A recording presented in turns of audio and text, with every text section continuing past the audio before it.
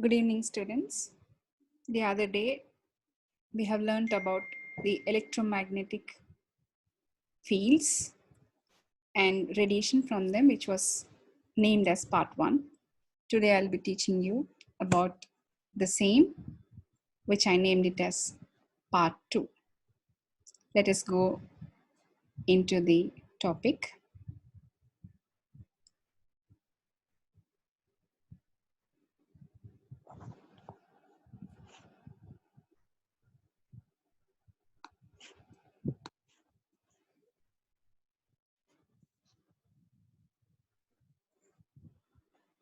Electromagnetic fields and radiating systems, part 2. I'm Dr. Himabindu, working as assistant professor in Nizam College, Hyderabad.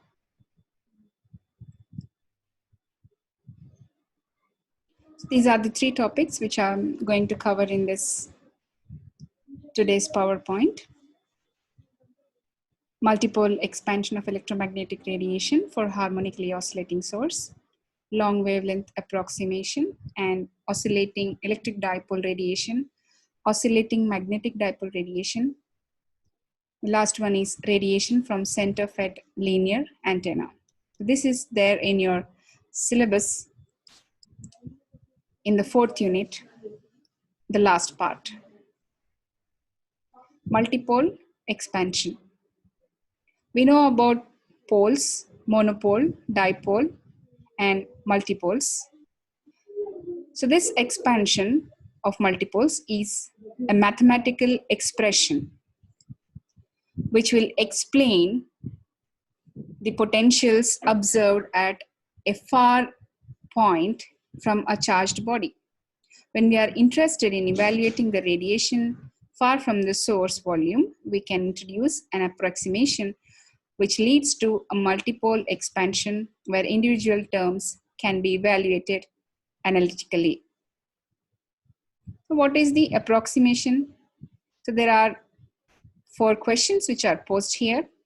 What will be the field seen by the observer very far from a charged body?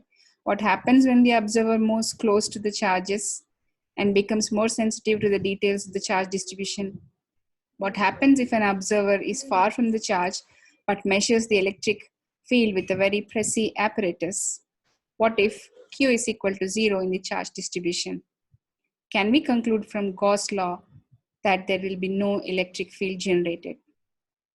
So these are the questions, and answers to these questions lead to the mathematical approach to multipole expansion. But look at this last point. When Q is equal to 0, is V equal to 0? In that case, Gauss' law is no more valid, and then we have to go for another kind of approximation. So that is what we are going to see now. So the answers relate to the difference in the position, that is r minus r prime. Inverse represents 1 by r minus r prime, which is dependent on the potential as it depends on the relative distance between the observer and the source, and hence manifest the asymmetries of rho. This part of the potential presents an azimuthal symmetry and can thus be written as a function of Legendre's polynomial. Here we have 4 things which have to be considered while writing this mathematical approximation.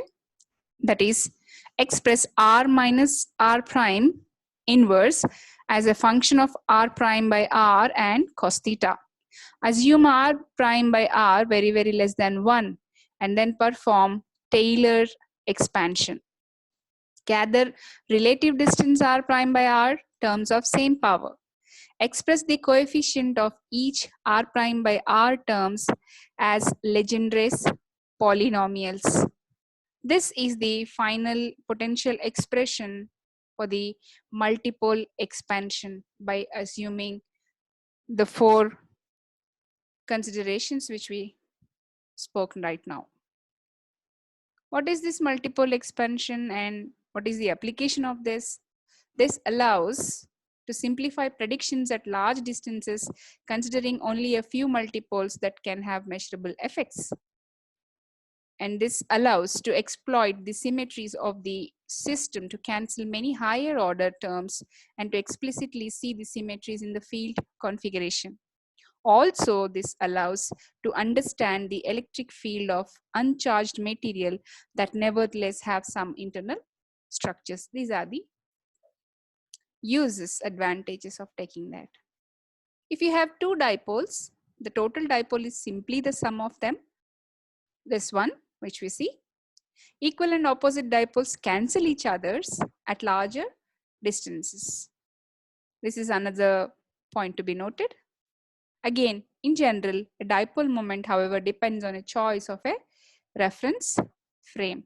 So hence, considering all these things, we can write the moment is equal to this expression.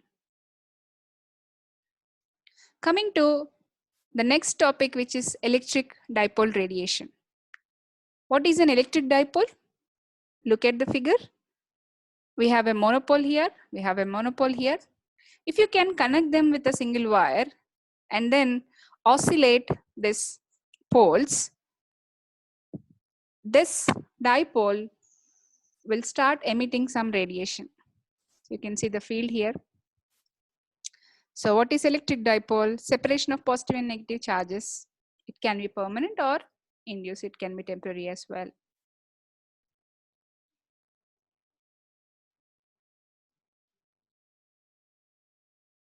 When electromagnetic energy propagates through a material medium, the paths of energy flow may be altered as compared to propagation in free space.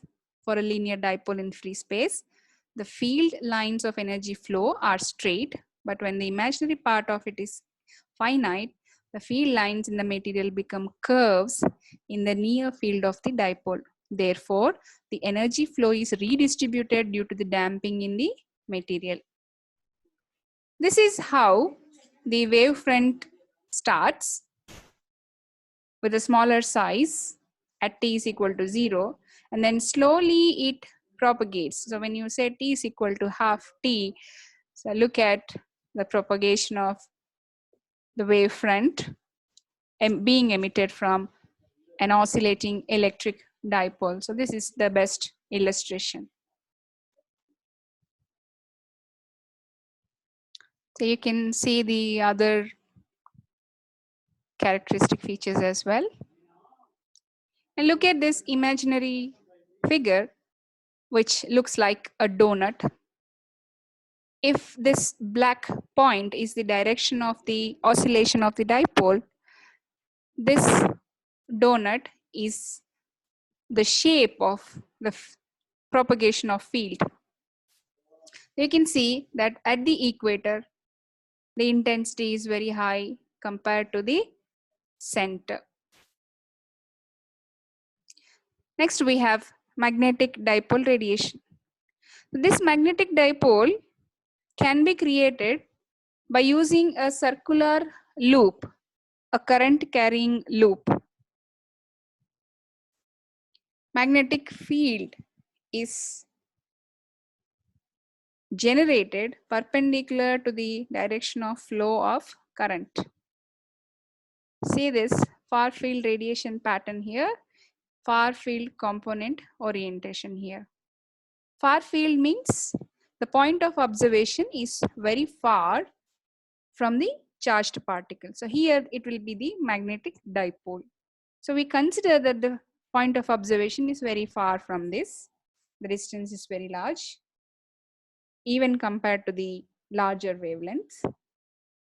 Hence we call it as far field approximation. A very small current carrying loop is approximately a magnetic point dipole. The magnetic dipole moment of such a loop is the product of the current flowing in the loop and the area of the loop. Next, we have the center fed linear antenna. So these antennas are very much useful in radio and telecommunications. They are used as both receiver and transmitter, which we call combinedly as a transceiver. A common example of a dipole is that rabbit ears television antenna found on broadcast television sets. So we call it as center fed because this antenna has two parts, so two conductor parts, and there is feed at the center of this antenna. Hence the name center fed wire antenna. And for this kind of antenna, this is the expression for intensity. Let us now see a small animated GIF file for electric dipole radiation. So look at this. In the center, in the white part, there are two dots, two black dots, circular dots, which represent the poles. So this is a dipole. We have two poles which are oscillating, which are coming near, going far, coming near and going far. And when they are doing this, there is some energy emission which is going out or which is propagating like a waveform. So this is the perfect animation to explain how the electromagnetic radiation is being emitted from an oscillating dipole.